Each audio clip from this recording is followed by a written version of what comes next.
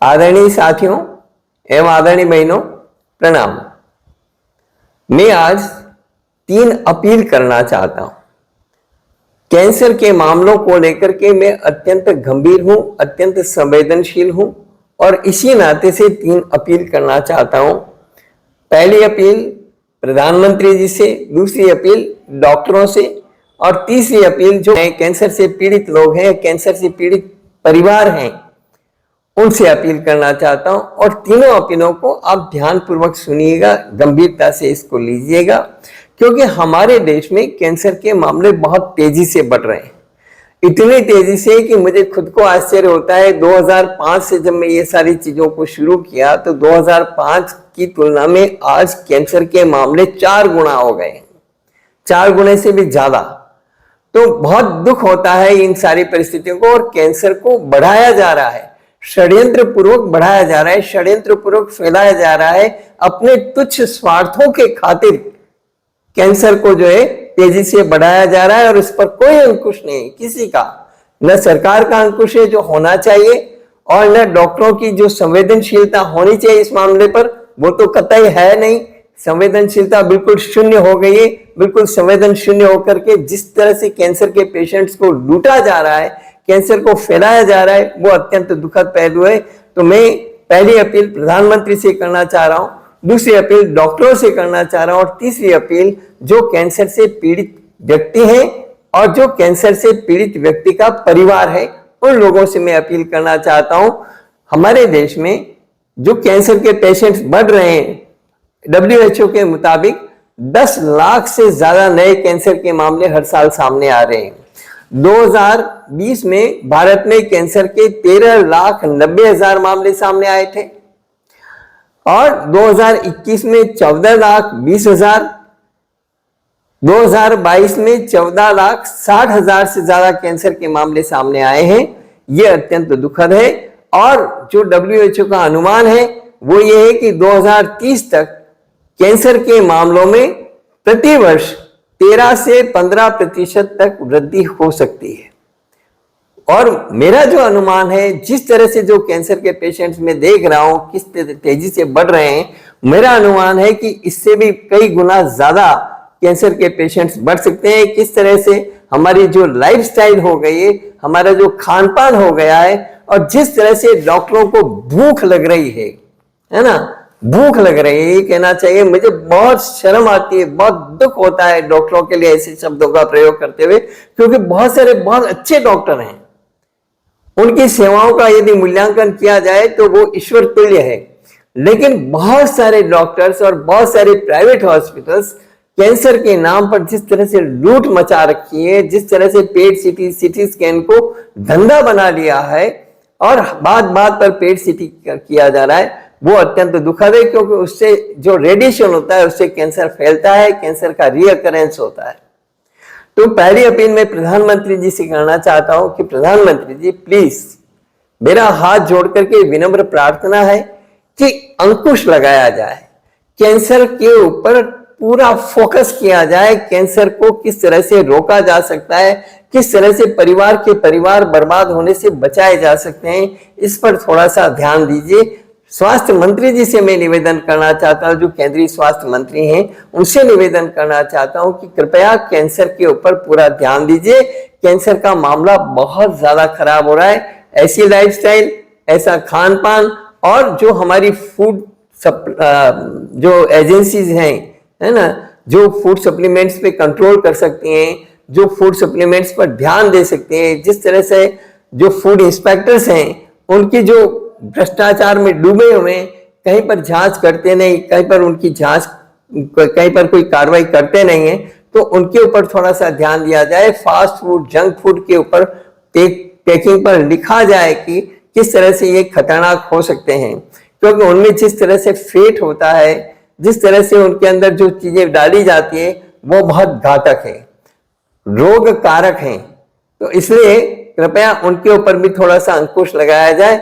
और खास करके जो प्राइवेट हॉस्पिटल्स हैं, जो कैंसर हॉस्पिटल्स हैं, जहां पर कैंसर को फैलाया जा रहा है, षड्यंत्र पूर्वक फैलाया जा रहा है, जो काम सोनोग्राफी कर सकती है, जो काम एक एक्सरे कर सकता है, उसके लिए जो काम एमआरआई कर सकती है, उसके लिए जिस तरह से पेट सीटी स्कैन करवाना बाध्य किया जाता है और हर 3 महीने में, हर 6 महीने में पेट सीटी स्कैन करा करके और व्यक्ति के अंदर कैंसर को रीअकर किया जाता है, रीअकरेंस होता है, वो बहुत घातक है, बहुत चिंताजनक है।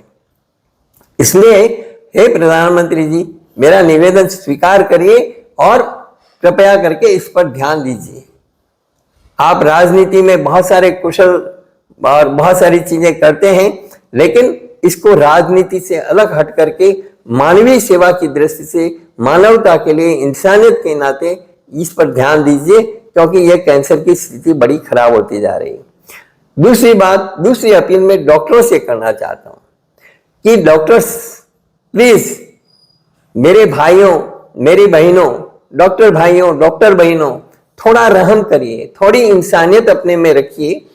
क्या आपकी बहन, बेटी, माँ, भगवान ना करे कि उनको कभी कैंसर हो, लेकिन सपोज करो आपकी पत्नी को, आपकी बेटी को, आपकी माँ को कैंसर हुआ, तो क्या आप इसी तरह से पेट सीटी स्कैन करेंगे? हर 3 महीने में उनका पेट सीटी करके चेक करेंगे कि कैंसर कहां कहां फैल गया है। और आपने 2 बार ऑपरेशन कर लिया, 3 बार ऑपरेशन कर लिया, किस बात का किया? आपने ऑपरेशन करने से पहले पेट सीटी किया, ऑपरेशन करने के बाद पेट सीटी किया। एक हॉस्पिटल से दूसरे हॉस्पिटल्स में यदि आदमी चला जाए, सपोज करो मैं कोटा में हूं और कोटा में मेरा पेट सीटी हुआ और मुझे मामला नहीं जमा, मैं उदयपुर में आ गया, तो यहां पर मेरे को फिर से बाध्य किया जाता है, 4 ही दिन में फिर से बाध्य किया जाता है कि फिर से पेट सीटी करवाइए। यहां का, कोटा का मान्य नहीं है। उदयपुर में ही 6 मेडिकल कॉलेज और हॉस्पिटल हैं। एक मेडिकल कॉलेज और हॉस्पिटल से यदि पेट सीटी करवा लिया और दूसरे मेडिकल कॉलेज हॉस्पिटल में गए तो वहां पर आपको फिर से पेट सीटी स्कैन, ये क्या धंधा है? बिलासपुर में एक व्यक्ति ने पेट सीटी करवाया और उसको रेफर कर दिया कि आप बॉम्बे जाइए। बॉम्बे में गया, वहां पर फिर से पेट सीटी, तुरंत 2 ही दिन में। क्या बदलाव हो गया? क्यों करवाया जाता है? क्या एक पेट सीटी स्कैन से रेडिएशन नहीं होता? एक पेट सीटी स्कैन से 700 एक्सरे जितना रेडिएशन होता है, and radiation is cause of cancer. क्या ये गलत है? थोड़ा सोचिए, क्या मैं गलत बोल रहा हूं? जो पुरानी मशीनें, उनसे 700 एक्सरे जितना रेडिएशन होता है या नहीं होता है एक पेट सीटी और सीटी स्कैन से? और रेडिएशन कॉज है कि नहीं कैंसर का, कैंसर फैलने का कारण है या नहीं है? और जो नई लेटेस्ट टेक्नोलॉजी वाली मशीनें हैं, उनसे भी 300 से 400 एक्सरे जितना रेडिएशन होता है। एक एक्सरे का रेडिएशन ठीक होने में 1 साल लगता है, वो 300-400 एक्सरे जितना रेडिएशन कब ठीक होगा? और हर 3 महीने में, हर 6 महीने में आप जांच के नाम पर वो कर रहे हैं। भाई, आपने ऑपरेशन किया है, आपको अपने आप पर विश्वास नहीं कि आपने सही किया या नहीं किया? किस बात का ऑपरेशन किया? आपने ऑपरेशन कर लिया, आपने कह दिया कि ऑपरेशन सक्सेसफुल हो गया, कैंसर हटा दिया, सब कुछ कर लिया, एकदम नॉर्मल कंडीशन है, फिर क्यों आप पेट सीटी स्कैन के लिए बाध्य करते हैं? क्या आपकी माँ, बहन, बेटी, पत्नी, उनको यदि कैंसर हो तो आप इसी तरह से बिहेव करेंगे? थोड़ा सोचिए, इंसानियत के नाते थोड़ा सोचिए और थोड़ी सी दया करिए, रहम करिए। मालूम है कि प्राइवेट हॉस्पिटल में बहुत सारे खर्चे हैं, इसका मतलब ये तो नहीं है कि हम किसी कैंसर पेशेंट को इस तरह से लूटें। भले ही उसका इंश्योरेंस है, मेडिक्लेम है, उसके ऊपर कोई भार नहीं पड़ रहा, लेकिन शरीर तो उसका बिगड़ रहा। उसके शरीर के साथ, उसके जीवन के साथ क्यों हम खिलवाड़ कर रहे हैं? तो मैं आपसे हाथ जोड़ करके अपील करता हूं कि कृपया इससे बचें, थोड़ा सा विचार करें, इंसानियत के नाते विचार करें, मेरी अपील पर ध्यान दें और पेट सीटी स्कैन बार बार ना करवाएं। जो काम एक सोनोग्राफी कर सकती है, सोनोग्राफी से मां के पेट में बच्चा पुल्लिंग है या स्त्रीलिंग है, ये तक पता लगा लेते हैं आप लोग, ये तक पता लग सकता है कि माँ के पेट में बच्चा जो है वो पुल्लिंग है, स्त्रीलिंग है, लड़का है या लड़की है, क्या कैंसर का पता उससे नहीं चलेगा?